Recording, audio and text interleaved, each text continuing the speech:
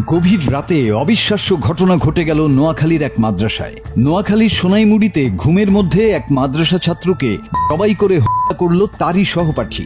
এই ঘটনায় তাৎক্ষণিকভাবে অভিযুক্ত ছাত্রকে আটক করা হয়েছে। গতকাল রাত্রে আমরা যেটা আজকে ভোর 6টায় আমরা জানতে পারলাম যে এখানে একটা ছাত্র তাকে হত্যা করা হয়েছে। আমরা প্রশাসনের কাছে এর জোর দাবি জানাচ্ছি এবং যারা এই ঘটনার সাথে সংশ্লিষ্ট জড়িত প্রত্যেকের আমরা দৃষ্টান্তমূলক শাস্তি দাবি করছি। গেল রাত 2:30টার দিকে উপজেলার সোনাইমুড়ি পৌরসভার 6 নং ওয়ার্ডের বাটরা আল মাদ্রাসাতুল ইসলামিয়া মাকফুনুল উলুম মাদ্রাসায় এ ঘটনা ঘটে। নিহত মোহাম্মদ নাজির উদ্দিন উপজেলার চাষিরহাট ইউনিয়নে, অপরদিকে আটক আবু সাইদ ময়মনসিংহ জেলার। এটার সাথে কারা কারা জড়িত আছে সেটা তো আমরা তো উদ্ধার করতে পারি নাই। আপনাদের মাধ্যমে চাই এটার সাথে আরো কাজ জড়িত আছে কিনা এটা আপনাদের মাধ্যমে তদন্ত করে এবং প্রশাসনের দাবি থাকবে যে প্রকৃত যারা দোষী যারা তাদের জন্য শাস্তি হোক, এটাই আমি প্রশাসনের কাছে দাবি জানাচ্ছি। পুলিশ ও স্থানীয় সূত্রে জানা যায়, উপজেলার বাটরা আল মাদ্রাসাতুল ইসলামিয়া মাকফুনুল উলুম মাদ্রাসার আবাসিক বিভাগ থেকে নাজিম 22 পারা এবং সায়েদ 23 পারা পবিত্র কোরআন হেফজ সম্পন্ন করেছে। গত 10-15 দিন আগে টুপি পরা নিয়ে নাজিম ও আবু সাইদের মধ্যে ঝগড়া হয়। পরে মাদ্রাসার এক শিক্ষক বিষয়টি জানতে পেরে তাদের মধ্যে মিটমাট করে দেন। কিন্তু এ ঘটনার জের ধরে নাজিমের উপর ক্ষিপ্ত হয়ে সোনাইমুড়ি বাজার থেকে 300 টাকা দিয়ে একটি ধারালো ছুরি কিনে নিয়ে আসে সায়েদ। প্রতিদিনের ন্যায় রোববার রাতে মাদ্রাসার আবাসিক কক্ষে ঘুমিয়ে যায় 14 জন ছাত্র ও একজন শিক্ষক।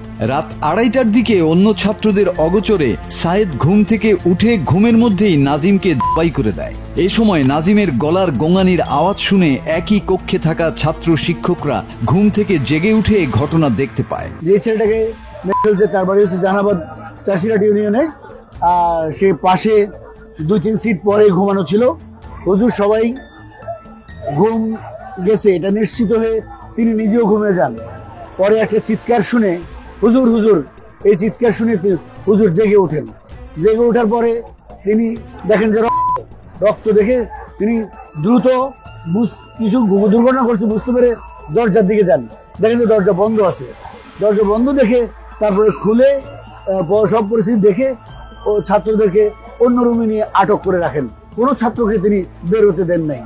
তারপরে পুলিশ এসে যার করছে এটা আপনারা জানেন ভালো করে, পুলিশ এসে যেই ছেলে অ্যাকিউজড তার ট্রাঙ্কের নিচে এই রক্ত পাওয়া গেছে। খবর পেয়ে ভোররাতেই পুলিশ ঘটনাস্থলে যায়। অভিযুক্ত ছাত্রকে পুলিশ হেফাজতে নেওয়া হয়েছে এবং হত্যাকাণ্ডে ব্যবহৃত ছুরিটি জব্দ করা হয়েছে। সিআইডি টিমের ক্রাইম সিন টিমের মাধ্যমে তার শনাক্ত করে তার সাথে সম্পৃক্ত আলামত জব্দ করি এবং উদ্ধার করে সুরকালের জন্য ব্যবস্থা নেই এবং পোস্টমর্টমের জন্য আমরা প্রক্রিয়াধীন রেখেছি। এবং পরবর্তীতে উক্ত ঘটনার সাথে ওই 14 জন ছাত্রের মধ্যে একজন জিজ্ঞাসাবাদের এক পর্যায়ে একজন স্বীকার করে যে সে আজকে রাত্রে তাকে ছুরি দিয়ে আঘাত করে, ছুরি দিয়ে গলা কেটে তাকে রক্তাক্ত জখম করে তাকে হত্যা করে এবং তার ব্যবহৃত আলামতটি আমরা উদ্ধার করতে পেরেছি। তাকে আমরা আইনের আওতায় নিয়ে আসছি।